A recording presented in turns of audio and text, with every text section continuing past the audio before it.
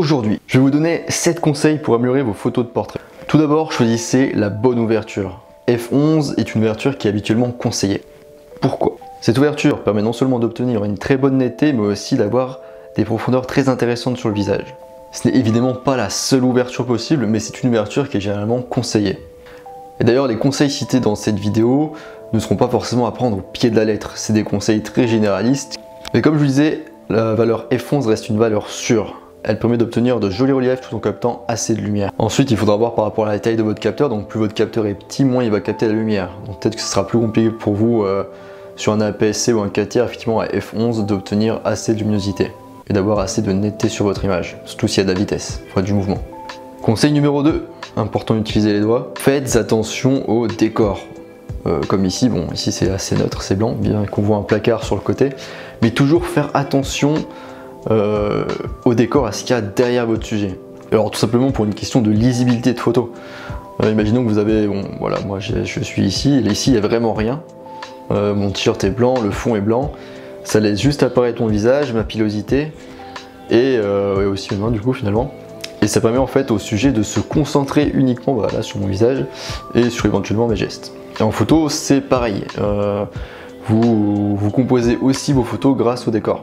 Et même si on n'a pas l'impression, assez souvent en fait le décor est de photos professionnelles entre guillemets, de photos travaillées, le décor est toujours travaillé et recherché.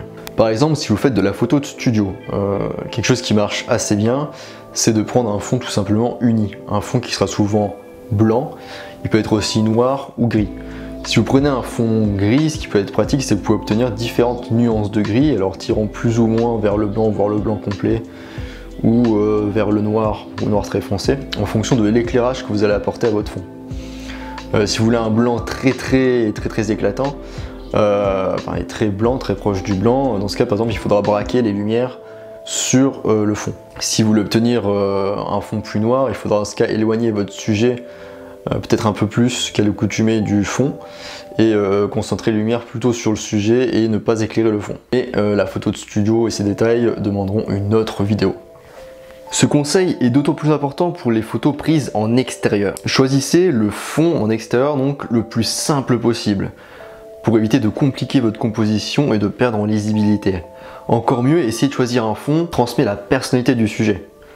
Par exemple, je sais pas, si vous prenez en photo quelqu'un qui travaille dans la nature, un garde forestier, eh bien c'est vrai qu'un fond intéressant ça pourrait être donc les arbres, la forêt, ce genre de choses. Et enfin, pour finir ce conseil, ouvrez au maximum votre appareil photo.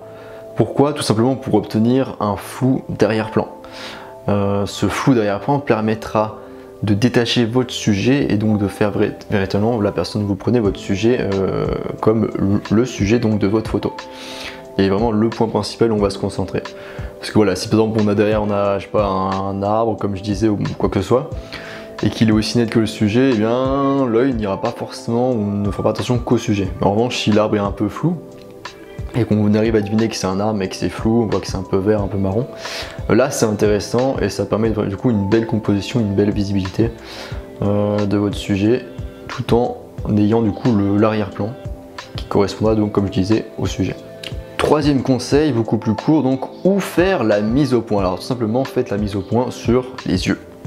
Si en plus vous ouvrez à F11 et faites la mise au point sur les yeux, cela vous permettra d'avoir une bonne netteté sur l'ensemble du visage. Alors ensuite, quatrième conseil, comment placer votre appareil photo donc physiquement par rapport à votre sujet. Alors tout simplement, essayez de placer votre appareil photo au niveau des yeux en fait de votre sujet. Donc par exemple, vous le placez sur un trépied ou même vous en tant que personne.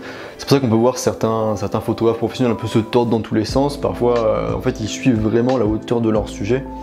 C'est pareil aussi par exemple en photo animalière où c'est très intéressant de se mettre vraiment à la hauteur de son sujet. On peut voir ça aussi pour les plantes, au lieu de prendre de manière très classique les plantes ou les insectes de dessus. Il est toujours intéressant de se mettre vraiment au niveau de son sujet et comme ça on a une composition, un angle vraiment plus intéressant. Ce conseil est d'autant plus important pour quand vous prenez en photo des enfants. Alors ensuite, comment bien cadrer son sujet? Donc une erreur classique souvent c'est de ne pas laisser assez de place à son sujet sur la photo. Donc voilà, par exemple on le prend tout petit, il est dans un coin. Bon après ça peut être un style, hein, mais généralement c'est souvent une erreur. Ce qui fonctionne bien, ce qu'il faut faire, c'est vraiment laisser de la place à son sujet sur le photo. Donc ne pas avoir peur de s'en rapprocher mais aussi tout simplement donc voilà, de s'en rapprocher. Et ensuite au niveau du cadrage en lui-même, il peut être intéressant de prendre, donc vous avez du coup les lignes de tiers, première ligne, deuxième ligne. Ce qui est intéressant, c'est de mettre en fait la ligne de tiers, celle-ci, au niveau des yeux de votre sujet. Et ça marche aussi et surtout quand vous avez l'appareil photo en mode portrait. Et j'y viens justement en conseil numéro 6, photographier tout simplement en mode portrait. On n'y pense pas assez et c'est souvent aussi un oubli, moi-même je le fais assez souvent, cet oubli. C'est qu'on a vraiment l'habitude en général de prendre en mode paysage. Il ne faut pas hésiter quand on prend une personne à essayer à prendre en photo en mode portrait. Ça, en vrai, ça correspond plus parce qu'en effet l'être humain est quelque chose de vertical, donc le prendre en vertical ça permet vraiment de jouer avec plus de parties du corps et de composer votre photo. Dernier conseil du coup, qui n'est pas forcément accessible à tout le monde, c'est d'utiliser un réflecteur. Un réflecteur va vous permettre vraiment d'adoucir la lumière naturelle et de pouvoir à un minimum la contrôler et l'orienter. Donc voilà, c'était tout pour ces 7 conseils pour améliorer vos photos en portrait. J'aime pas dire au revoir. Donc,